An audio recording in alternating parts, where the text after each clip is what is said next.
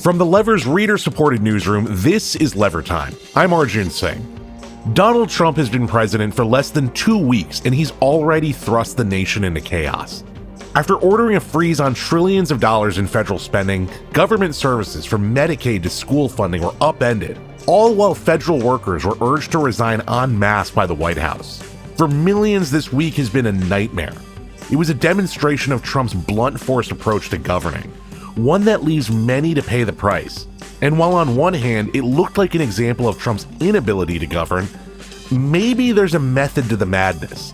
Maybe the chaos is the point. Today on Lever Time, we'll look at the origins of Trump's order and how pushing it into a court battle to get it in front of the Supreme Court might be the entire strategy. And if so, what does that mean for our country moving forward?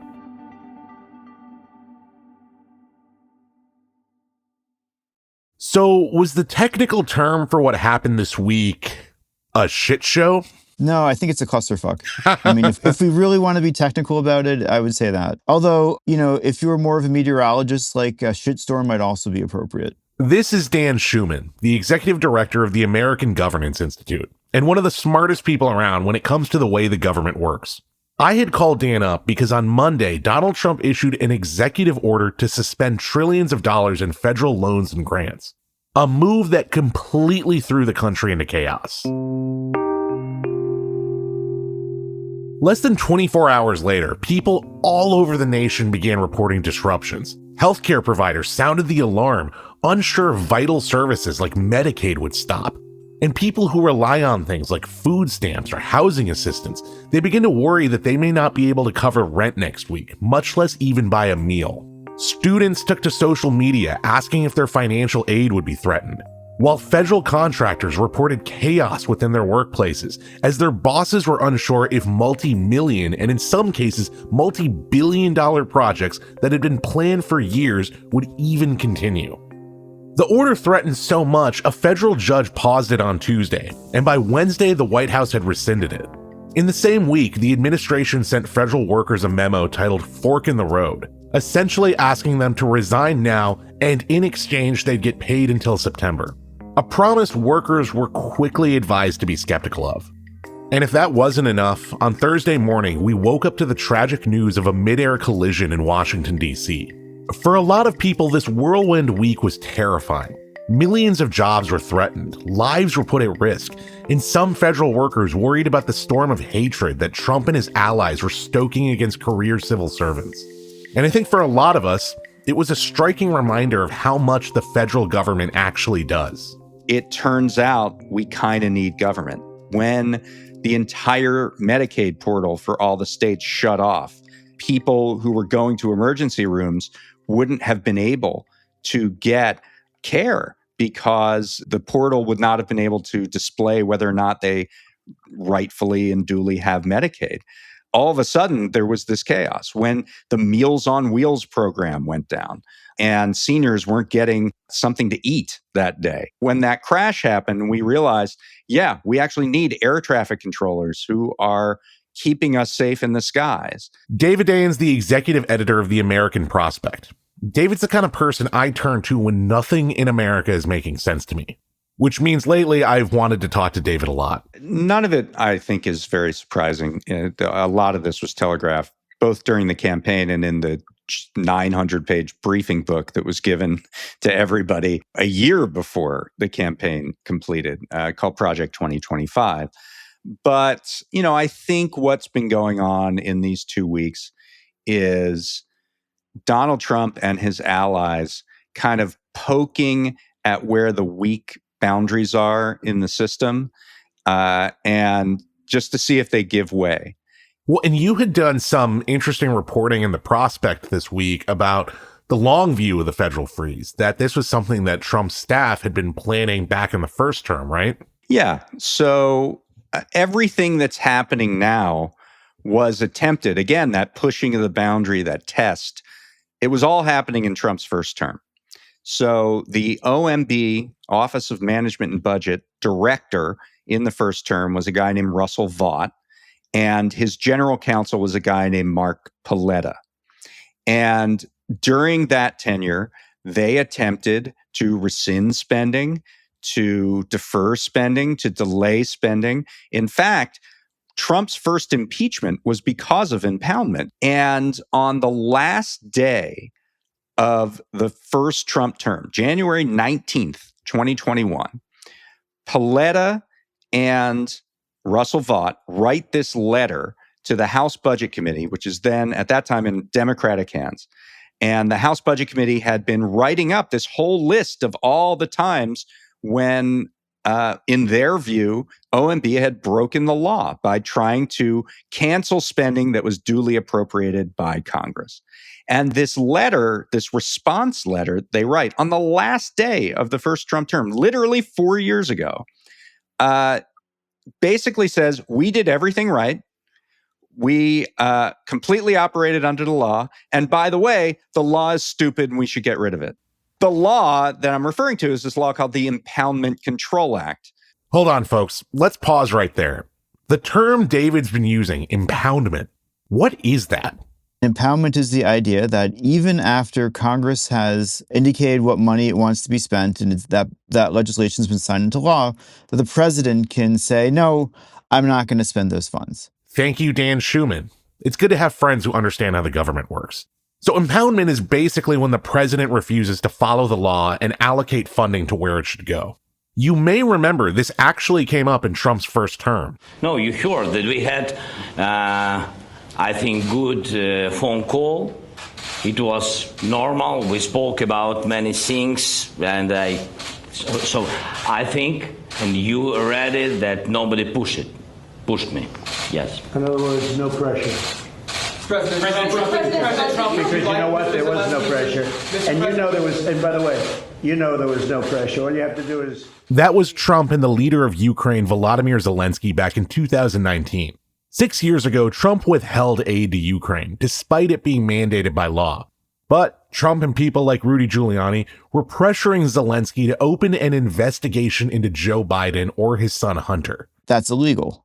There are certain limited circumstances where you can pause spending money. So if Congress gives you the authority, they say, here's a bunch of money to spend on hurricane relief and there's no hurricane, then they don't have to necessarily spend it. But otherwise, they can't do it for policy reasons. And the president in the memo said, we don't like it because we don't like DEI and we don't like this and we don't like that.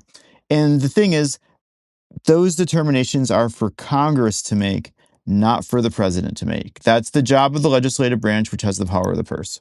And that's been the case since 1974, when the Impoundment Control Act was passed.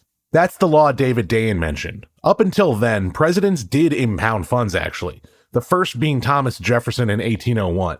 But then this guy showed up. Because people have got to know whether or not their president is a crook. Well, I'm not a crook. I've earned everything I've got. Richard Nixon, known to some as Tricky Dick, impounded billions of funds.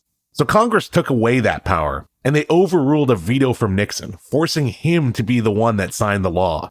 Then, in the 1990s, the Supreme Court affirmed that the president cannot just sit on funds when they want to. You know, in the 1990s, Congress finally passed a law saying that the president can go through appropriations bills, which are the spending bills, and sort of X out particular provisions in the spending bill and saying we're not going to do that.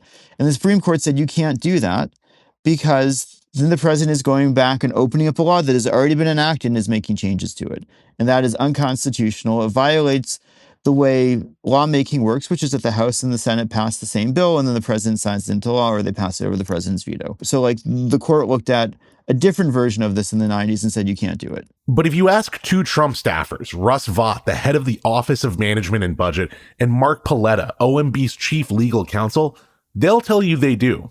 These two are the legal masterminds behind the push, and the strategy may very well be to get this sent back to the Supreme Court. One stacked with Trump's justices, and also one where this guy Mark Paletta has a crucial ally. Here's David Dayen again. Here's what you need to know about Mark Paletta. Do you remember that oil painting that came out that takes place at Harling Crow's Resort? And there's a painting with Clarence Thomas, Justice Clarence Thomas, holding court with a bunch of people, pontificating in his brilliance. Yes, I have seen it, yeah. Mark Paletta is in that oil painting. Really? Mark Paletta has known Clarence Thomas for at least 30 years. He worked on the nomination of Clarence Thomas to the Supreme Court in the George H.W. Bush administration. He co-edited an autobiography of Clarence Thomas, and he represented Ginny Thomas, Clarence Thomas's wife, when she was questioned in the January 6th investigation.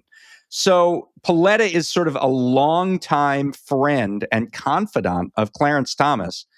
And what he's doing at OMB is trying to trigger a Supreme Court ruling on impoundment that his best friend, Clarence Thomas, would then be ruling on.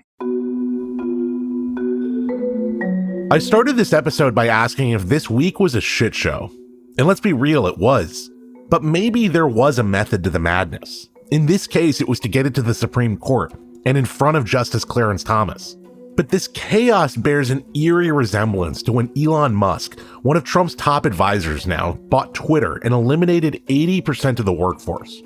So after the break, I'll get back to my conversation with David Dayen and ask him if tech bro management is now our national dysfunction. We'll be right back.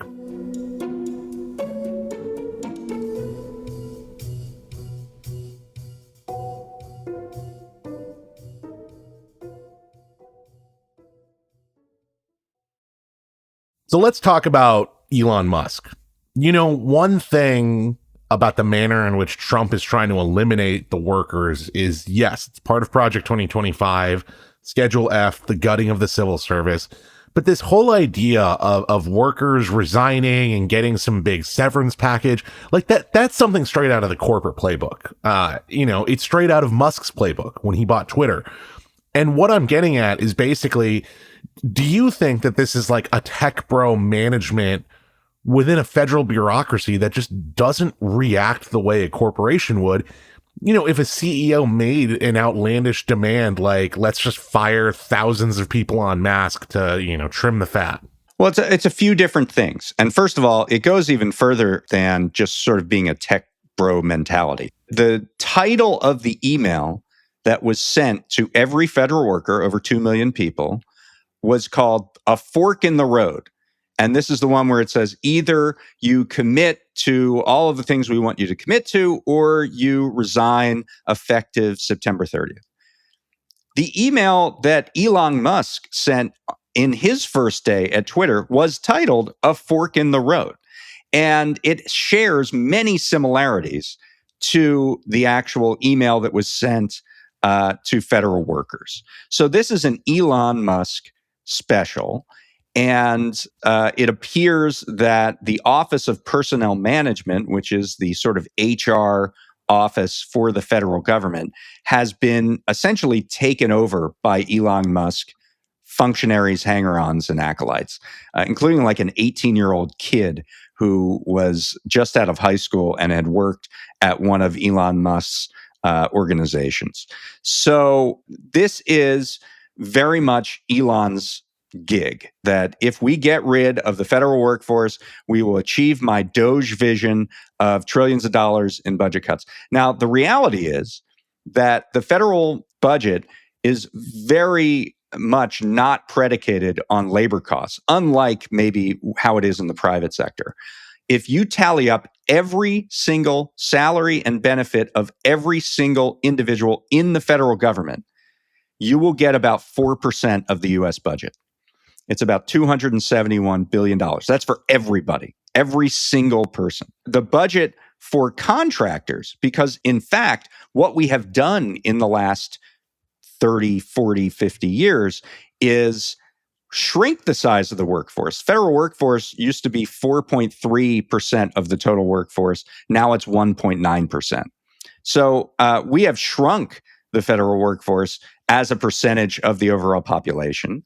And when we did that, because there are more duties that the federal workforce needs to accomplish, we outsourced a lot of that work to private contractors who cost more than the individuals in the federal government because their businesses need to make a profit on top of paying the workers. So if you fire large segments of the federal workforce, two things are going to happen. One, there's still going to be work to get done. You're probably going to have to hire a bunch of more expensive contractors to do that. Or two, you neglect the kind of work that leads to increases in the federal deficit. Things like you fire the people who do the procurement at the Department of Defense. And therefore, defense contractors can just rip off the government more easily. Or you fire the people who are doing oversight on the outlay of federal benefits and Social Security. And so there's more fraud in the system.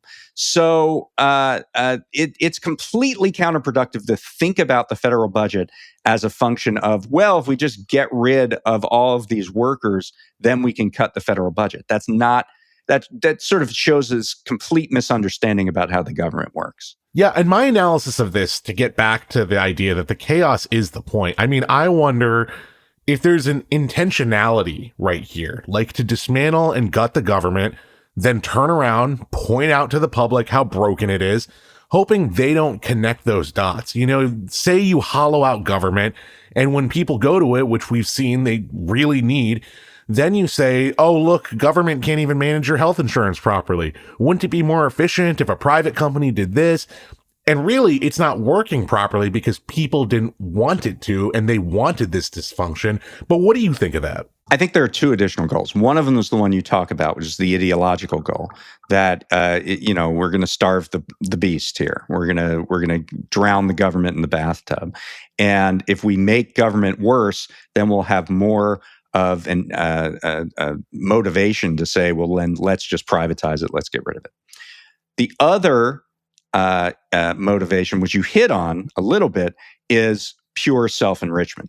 Elon Musk is one of the biggest federal contractors in the country. And so if he fires a bunch of federal workers and contractors are needed, he's there as someone who can benefit from that. Elon Musk and his companies are serial violators of federal laws and regulations. So if there are fewer cops on the beat, if he defunds the governmental police, then he is more free and available to continue to operate in defiance of the law. So I think there is an ideological component, but there's also very much a self-enrichment component. Well, David Dayen, it's always a pleasure to talk to you. Thanks for chatting this week. I look forward to the next time we get to talk. Great. Thanks a lot. Thanks for listening to another episode of Lever Time. This episode was produced by me, Arjun Singh, with editing support from Joel Warner and Lucy Dean Stockton. Our theme music is composed by Nick Campbell.